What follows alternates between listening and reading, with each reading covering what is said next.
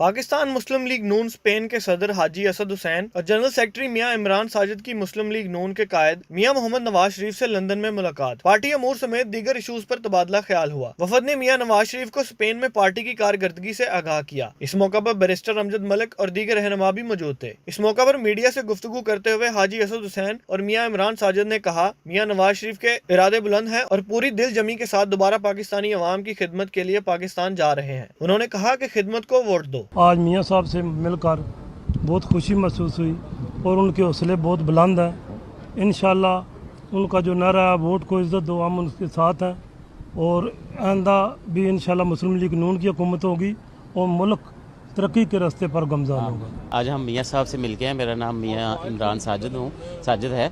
मैं general secretary हूँ Spain मुस्लिम league नून से। तो बड़ी खुशी है मियाँ साहब से मिल के। माशाल्लाह वो जा रहे हैं पाकिस्तान की खिदमत के लिए दोबारा। तो इंशाल्लाह उनके इरादे बड़े मजबूत हैं। खिदमत को वोट दो, उनका ये बयानिया नया। इंशाल्लाह वो जाके मीनार पाकिस्तान में ये आवाज़ बुलंद करेंगे।